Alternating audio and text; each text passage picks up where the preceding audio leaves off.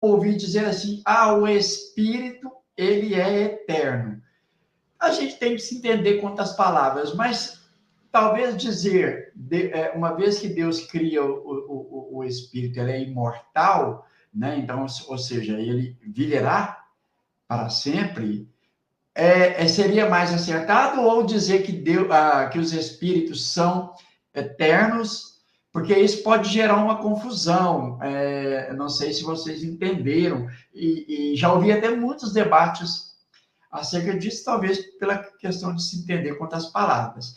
Eu passo para você de novo, e depois eu gostaria, aproveitando aqui no início e depois no final, façam aí uma divulgação da live de quarta-feira, como evocar os espíritos, tá? É importante as pessoas saberem desse estudo que vai acontecer na quarta-feira às 20h30, Não, exatamente, é o que você falou, né? Deus é eterno no sentido que ele não tem começo nem fim, né? Nós somos imortais, nós tivemos um começo, mas não teremos um fim, né? Somos imortais. Deus não tem começo e nem fim, né? Então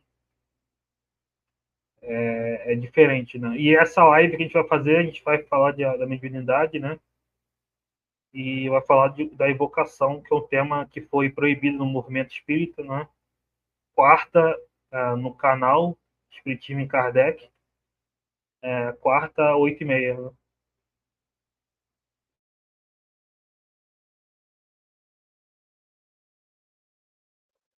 Eu estou procurando aqui a questão, tem uma questão que eu acho que é a questão 80 do Livro dos Espíritos, que trata dessa questão da palavra eternidade. Deixa eu abrir aqui. Não é 80. Mas, como tu colocou, Lauro, a gente tem que entender o significado do que as palavras querem dizer, né? Então, por exemplo, para Deus, a ideia de eterno, só ele tem esse atributo. Quando eu entendo eterno como não tem começo e não terá fim. Então, quando eu atribuo ao significado de eterno para algo que não teve começo e não terá fim, esse entendimento é exclusivamente para Deus. Quando eu atribuo o significado da palavra eterno para algo que nunca terá fim, que não terá fim, mas ele pode ter tido um começo, uma vez tendo tido um começo, ele nunca terá fim, muitas vezes pode-se usar esse significado de eterno nesse sentido, aí serve para o espírito. Mas o espírito teve um começo, ele não é como Deus que não teve um começo. Então, o mais importante do que a palavra eterno é entender o contexto em que ela vai ser usada. Por exemplo, tem outros momentos que os espíritos vão discutir a questão da eternidade das penas, né? O sofrimento eterno, como se pensava antigamente nas religiões tradicionais, né? Se pensava que uma vez indo para o inferno, ficaria eternamente no inferno, né? Aí os espíritos vão mostrar que muitos espíritos se comunicam e dizem que estão sofrendo eternamente. Aí os espíritos vão explicar que esses espíritos dizem isso porque eles pensam que vão sofrer para sempre. Eles não sabem que em algum momento eles vão parar de sofrer. Então, como eles estão há muito tempo sofrendo e eles não enxergam o fim daquele sofrimento, muitos espíritos acham que vão sofrer para sempre. Então, eles falam que estão sofrendo eternamente, mas é o mesmo significado. Uma vez que teve um início o sofrimento deles, não terá fim, né? Então, é esse o cuidado que a gente tem que ter. A ideia de eternidade para algo que não teve começo é só para Deus. Se eu for usar para o espírito, é no sentido que não tem fim, mas o espírito teve um começo, ele foi criado. Claro que, se alguém perguntar, bom, mas como o espírito foi criado? A gente vai estudar isso mais para frente e a gente vai ver que o espiritismo não responde essa questão. A gente só sabe que ele é criado, a gente vai ter essa informação, os espíritos vão dizer que nós fomos criados em algum momento. Não somos eternos no mesmo sentido que Deus, né? Então essa é importante as pessoas terem essa noção. Não sei se vocês querem colocar mais alguma coisa ou a gente já lê o próximo atributo. Só um ponto, né? Pode Sobre falar. essa questão. É claro que se você entender os espíritos no sentido coletivo, né? Você pode dizer que Deus, como não é ocioso, ele sempre criou, né, os espíritos, né? Mas individualmente nós fomos criados em algum momento, né? Então, só deixando essa questão. Isso também é falado no livro dos espíritos, enfim. Isso, a gente vai voltar a pegar, a tratar desse assunto eternidade, Lauro, e aí vai ficar bem claro quando a gente pegar.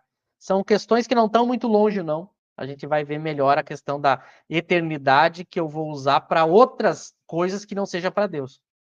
Mas é importante que as pessoas que estão nos ouvindo tenham claro isso. Para Deus é só aquilo que não teve começo e nunca terá fim. É o significado de atributo de Deus para eterno, né? Que vai ser diferente para outros contextos, a gente vai ver. Eu vou ler o próximo aqui, comento, e a gente segue. Eu vou ler 3 aqui, comento, e aí já passo para vocês também, porque um vai se conectando ao outro. Então, o segundo atributo, Deus é imutável. Se estivesse sujeito a mudanças, as leis que regem o universo nenhuma estabilidade teriam. Tá? Então, o terceiro, Deus é imaterial. Quer isso dizer que a sua natureza difere de tudo o que chamamos matéria. De outro modo, ele não seria imutável, porque estaria sujeito às transformações da matéria. E aí eu vou ler só mais esse, depois a gente vai comentando os 3. É único. Deus é único.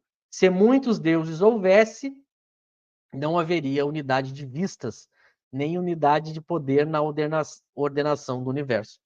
Então, notem que para a gente raciocinar os atributos de Deus, basta a gente pensar o contrário do atributo.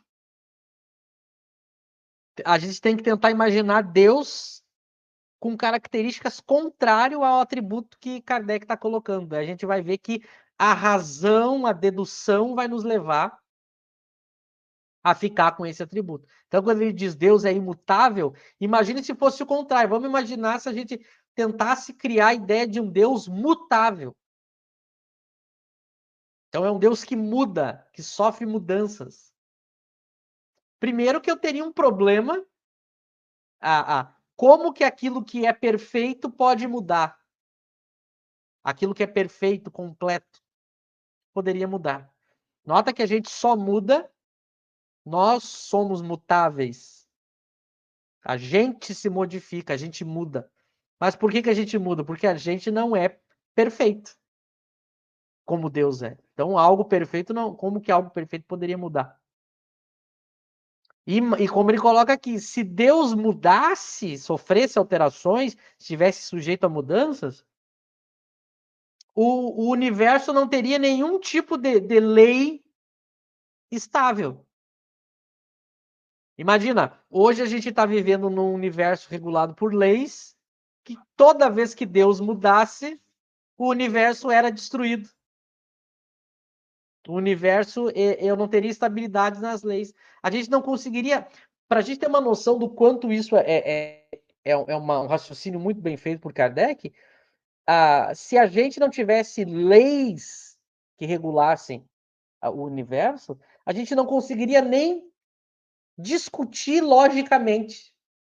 A própria lógica, o próprio raciocinar, só é possível porque eu estabeleço leis para elaborar pensamentos. A gente só consegue raciocinar, se comunicar, justamente porque há leis. O universo todo ele só é possível existir do jeito que é porque há leis que estão estabelecidas e elas seguem o seu curso. Agora imagina se eu tivesse um Deus que não fosse imutável. A todo momento seria impossível qualquer tipo de realidade se a gente não tivesse leis que regulam o universo e, portanto, tivesse um criador, um causador dessas leis que mudasse. E também eu teria o problema que eu entraria em contradição. Como que o ser perfeito